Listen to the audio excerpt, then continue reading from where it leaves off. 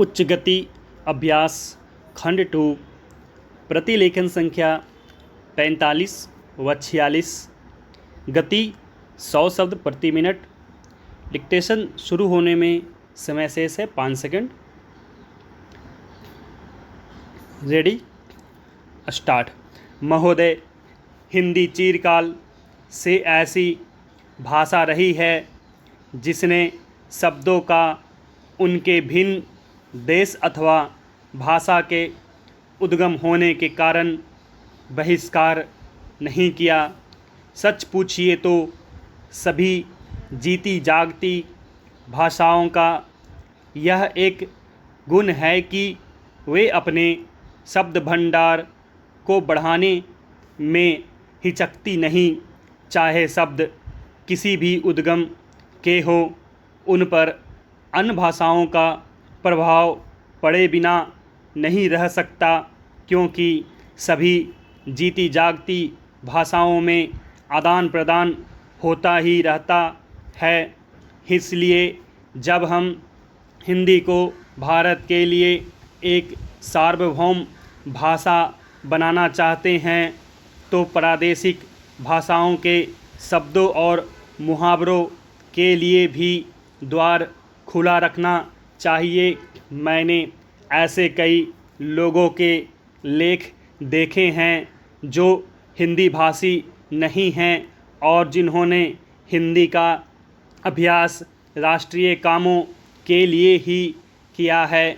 उनके लेखों में कुछ ऐसे शब्द और मुहावरे देखने में आए हैं जो अर्थ तो स्पष्ट कर देते हैं पर आधुनिक हिंदी में प्रचलित नहीं हैं। अन्य भाषा भाषी ऐसे शब्दों और मुहावरों को अक्सर व्यवहार में लाया करेंगे और हम हिंदी भाषियों को उनका स्वागत करना चाहिए, न कि बहिष्कार। हिंदी सच्चे अर्थ में राष्ट्रभाषा तभी होगी जब भारत के सभी निवासी इसके साथ प्रेम करने लगेंगे और इसकी उन्नति में अपना गौरव मानने लगेंगे। यह भावना तभी उत्पन्न और परिपुष्ट हो सकती है जब वे यह समझने लगे कि हिंदी में कुछ उनकी भी अपनी देन है और हिंदी पर उनका भी कुछ अधिकार है। मैं समझता हूँ कि हमें इस भावना का स्वागत करना चाहिए और इससे डरना नहीं चाहिए। मैं तो यह भी मानता हूँ कि कहीं कहीं हमारे व्याकरण पर भी अहिंदी भाषियों का प्रभाव पड़ेगा और हमको उससे भी नहीं डरना चाहिए। इसलिए मैं चाहता हूँ कि हिंदी भाषी और हिंदी संस्थाएं निष्पृह भाव से हिंदी की श्रीवृद्धि में लग जाएं, जिससे अन्य भाषा भाषी भी उसके विभिन्न प्रकार के साहित्य से परिचय पाने के लिए उसे सीखना आवश्यक समझें। जिस प्रकार आज कोई भी विद्वान आधुनिक विज्ञान से परिचय प्राप्त करने के लिए यूरोपीय भाषाओं का अध्ययन करना आवश्यक समझता है, यदि केवल काव्य अथवा ललित कला संबंधी ग्रंथ ही यूरोपीय भाषाओं में होते तो हमको उन भाषाओं को सीखने की शायद आवश्यकता भी न होती। पर विज्ञान से परिचय प्राप्त करने के लिए उन भाषाओं का जानना अनिवार्य हो गया है।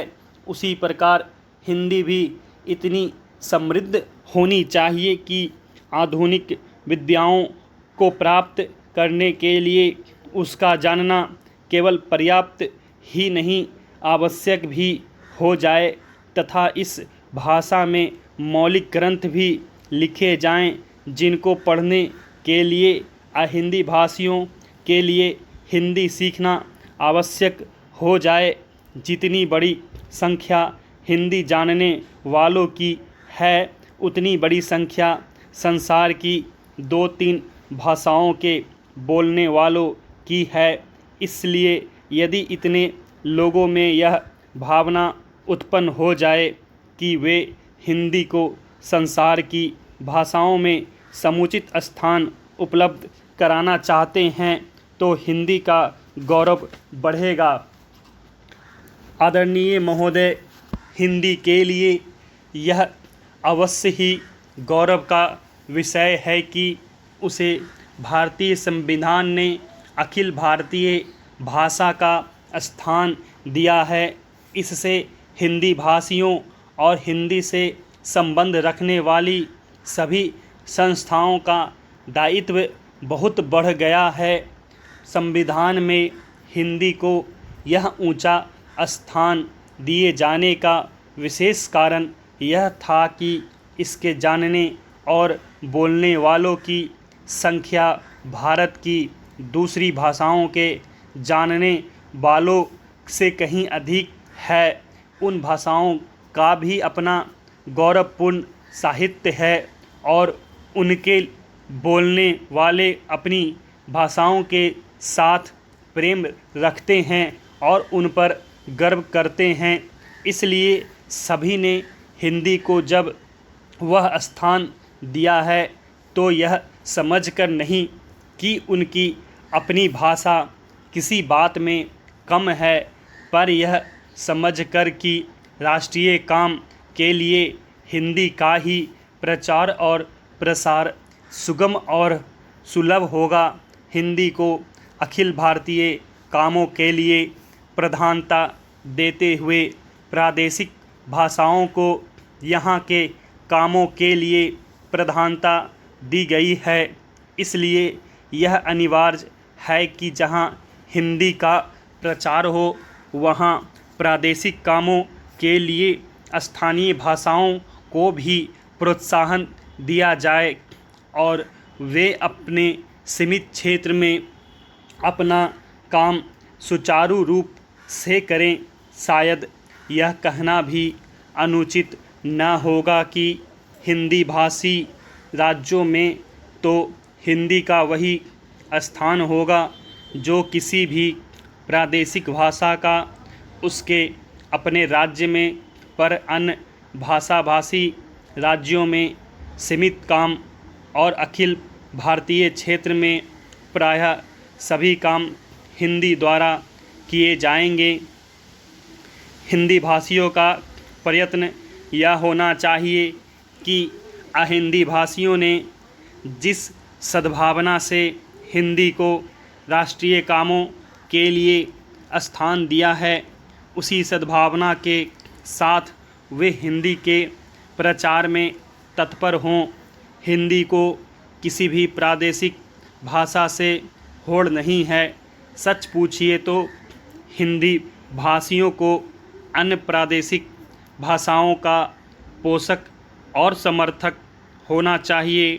जिस प्रकार अहिंदी भाषी हिंदी के पोषक और समर्थक होना चाहते हैं, हिंदी भाषियों के व्यवहार और आचरण से यदि कहीं भूल से भी यह आभासित हुआ कि हिंदी अन्य सभी भाषाओं से अधिक समृद्ध, अधिक परिपुष्ट साहित्य वाली या प्राचीन तथा नवीन विचारों और भावों को व्यक्त करने में अधिक शक्तिशाली भाषा है और इसलिए इसको अधिकार है कि अखिल भारतीय राष्ट्रीय कामों के लिए यह राष्ट्रभाषा मानी जाए, तो इसका फल यह होगा कि अन्य भाषाभाषी हिंदी के प्रति ईर्ष्या करने लगेंगे और जो संविधान चाहता है वह काम पूरा नहीं हो सकेगा और हिंदी उस स्थान को प्राप्त नहीं कर सकेगी जो संविधान ने उसे देने का निश्चय किया है। दूसरे शब्दों में हमें हिंदी का प्रचार नम्रतापूर्वक करना चाहिए। मुझे यह कहते हुए बड़ा हर्ष होता है कि इस दिशा में नागरी प्रचारणी सभा का दृष्टिकोण सदा से व्यापक और उदार रहा है। सभा के पदाधिकारियों तथा कार्यकर्ताओं ने सदा ही अन्य भारतीय भाषाओं का समुचित आदर किया। यह सभा की परंपराओं के अनुकूल ही है कि हीरक जयंती के उपलक्ष्य में एक प्रकाशन योजना बनाई गई है। स्टॉप।